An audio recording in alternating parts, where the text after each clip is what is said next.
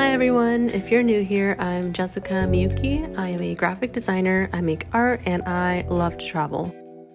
I've been making a bunch of travel vlogs, getting lots of practice in making YouTube videos, but I want to incorporate more of my art on my YouTube channel, so today I wanted to share with you an art process video from my previous Japan vlog, part 2. If you happen to click on this video from that Japan vlog, thank you so much for watching and welcome back. So Japan obviously has so many interesting sites all over the place that I could paint, but for today I'm taking inspiration from my Yurikamome Monorail ride and painting that rainbow bridge, which is actually white. I'm starting off by taping the edges since I want a nice white border. In hindsight, I should have measured it, but I eyeballed it instead, and you'll see in the end it was kind of crooked. Anyways, I'm starting off with a light sketch of the bridge and the buildings behind it so I have a nice reference point for when I do watercolors. I'm using my little travel palette that I got in Japan years ago. I actually have a few sets since they're so handy, along with those aqua brushes. Maybe they're called aquash. It came with my set. I actually think you can get those on Amazon pretty cheap or a lot of art stores, and they're super convenient if you're traveling or you don't like to have a lot of art supplies or you have a small desk. Whatever your situation is, it's nice because it has the water within the brush. You just want to make sure you have something to wash the colors off your brushes if you are painting somewhere where you don't have an access to a sink right away. For the first wash, I'm starting with the sky and the water below the bridge to build a nice background blue, and then I'm going to add more colors later. I kind of have a bias towards all things bluish, turquoise-ish, something like the color of the ocean. I am a total sucker for tropical things, so my art tends to lean in that direction. So I think that's why out of all the things that I've seen in Japan, I wanted to paint the scenery of this rainbow bridge because it has an element of water. I'm not properly trained in art or watercolor or painting, it's just something I've always loved to do. So if you are a professional artist and you're watching me mix colors and you want to pull your hair out, I am so sorry.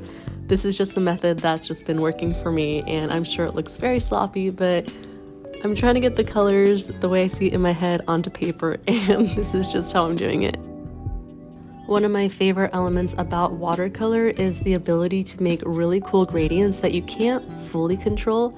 I think it's because it reminds me of everything in nature where nothing's really a solid color. I like rainbows and tie-dyes and gradients and things like that, so I like being able to mimic that in watercolor, so that's what I'm trying to do from the sky.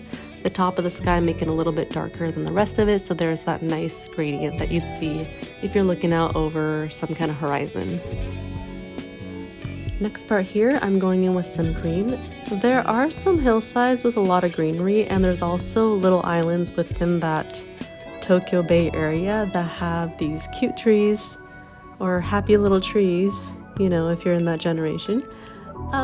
So yeah, I just wanted to draw some happy trees with some vibrant greens to offset that light blue. Interesting fact about this view of the rainbow bridge that you could see from this area called Odaiba is that I think they tried to model it after America.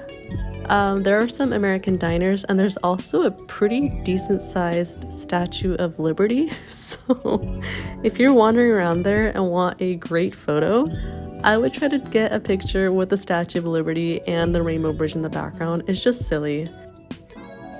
Okay, after a quick Google search, it said that the Statue of Liberty was put there in 1998 as a temporary tribute to Japan's relationship with France.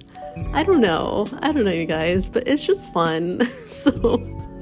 And it's a really pretty view of Rainbow Bridge, and there's Tokyo Tower behind it with the Statue of Liberty. It's just an epic picture. So if you're in the Tokyo area, take the monorail, the Yurikamome Monorail, go to Odaiba and take that picture, and your life will be complete.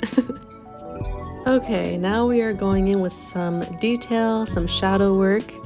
There is a shadow underneath the bridge. I don't know if I depicted it well in this painting, I'm not gonna lie. But I did want to make fluffy clouds in the sky, and I think I made it, honestly, way too detailed for the rest of this painting being pretty abstract, but you can be the judge of that. I took a lot of time making these clouds, so I'm gonna skip through a little bit so I don't bore you with it. Next, I'm painting the shadows of the buildings. I kind of wish I made more details into the buildings because there's pretty cool buildings in the background. One of them is the Mori Tower in Roppongi, which is an amazing place to see all of Tokyo for free if you go up to one of their top floors. I don't remember which floor it is, but if you go there, they'll tell you where it is. And yeah, it's free. I mean, there's Tokyo Tower, which is awesome. There's Skytree, which is incredible. But if you're looking for a free thing to do and you're more in the Roppongi or Azabu area, I would recommend the Mori Tower. I think at this point I was realizing that the green was drying too light, so I went in with some darker greens to add shadows to those happy little trees. Also, I hope you guys are enjoying these little tidbits about Japan while I am explaining my painting. I want to share with you just all the fun things about Japan because it's such an incredible country and there's so many things to do. I'm definitely biased being from Japan, but I just want people to be able to maximize their time there because there's just so much to do and so much to see and so many new things all the time. Odaiba has, this is random, but Odaiba has a takoyaki museum. It's not really a museum, they just have a whole bunch of food stalls kind of built like a food court with different takoyaki vendors, and they make it in different styles. So if takoyaki is something you've wanted to try while you're in Japan, this is a fun place to go because they just have different varieties of them. And next to that area is this retro arcade. It's so random, but it's really cool. I think you should check it out if you're there, because why not? It's super, super, super old school. And then in between those two sections is like a haunted house. This sounds like I'm making it up, but it's just how fun and unpredictable places in Japan are. So yeah, I hope you guys get to enjoy Japan someday, and if you've been there, I hope you guys get to go again and have all these cool experiences because there's something popping up somewhere kind of all the time. Okay, now I'm painting the Tokyo Tower, which was actually based on the Eiffel Tower design, so maybe Japan likes France just a little bit. I'm adding some details to the little islands that are in the bay. This is some of the rock jetties that surround these tiny, tiny little islands. I guess I wanted to add more details to the clouds before I started the tape peeling process. This part is always so satisfying. It is actually so satisfying that I often rush it and peel the tape before the paint has set and dried. But I think in this case, I did an okay job. It just soothes my brain to have clean edges after painting something. Something about it, I don't know what it is. Okay, now I'm prepping my black gouache to go over the painting and outline all the details. I originally wanted to use India ink. I love how fluid it is, but I didn't have it at the time, and I've been practicing with gouache. And I've been seeing a lot of videos on Instagram of gouache painters, and it's such a smooth line that they create. I wasn't really able to create that smooth, fluid line like I've seen on the videos.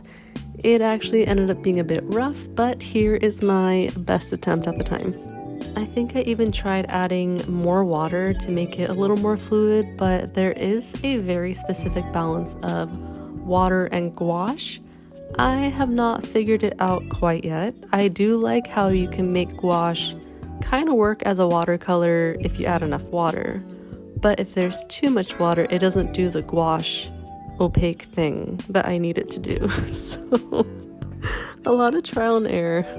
It's funny because I can see the tension in my hands because I'm getting a little frustrated because it's not going the way I want it to. And I made a huge mistake on a perspective thing. I did not pay attention when I was painting. So it's this weird optical illusion bridge that I made, and yeah, there's no undo button in art. They like to say there's no mistakes in art, but there definitely are. You just gotta roll with the punches. But I did get a couple nice fluidy lines in for the bridge, and then I just completely ruined the other part of the bridge, and I pretend like it's fine, and I just start creating all of the suspension ropes on the bridge, forgetting that the other side of the bridge needs to be lined. It's a slippery slope of mistakes at this point. When you look at art, you can't tell where the artist makes a mistake, but when you're watching yourself make art knowing you made mistakes, I wish I could just slap my hand and be like, hey, just stop, because then I start going over the mistakes and I'm just making it so much worse. There is an art to stopping at a certain point in artwork so you don't make a muddy mess out of everything. And I didn't do that. But eventually I moved on to making shadows in the trees in the little island and the jetties. And then I moved on to the trees in the hillside, using the black gouache as the shadow to kind of match the contrast and depth of the bridge. Now I'm working on lining the buildings. I think it kind of pulled the elements of the bridge and the shadows of the trees together, because just lining the bridge made it look so harsh that I regretted using such a thick brush. In hindsight, I wish I used like a really thin fine liner pen or like a quill pen, that kind of vibe. But I mean, once you get paint on paper, you're pretty committed, so that's why I'm pretty happy with the way the buildings look, because I feel like it just tied everything together. For windows, I'm adding little black dots. I think it just fits kind of this messy vibe of what happened with my brush, and I think it ended up looking kind of cute. Even my Tokyo Tower looks very much like an Eiffel Tower, and it's starting to look a little bit French, but at least we all know that I was trying to draw a rainbow bridge in Tokyo.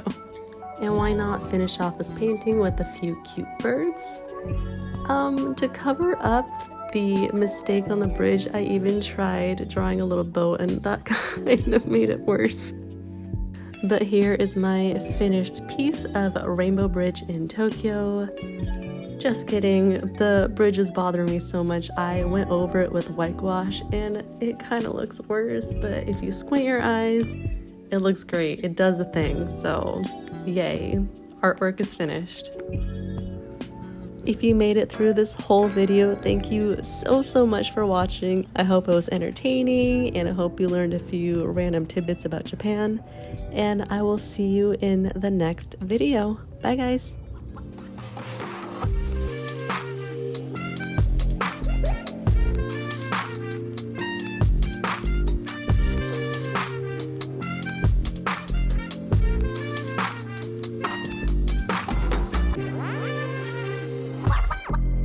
Oh.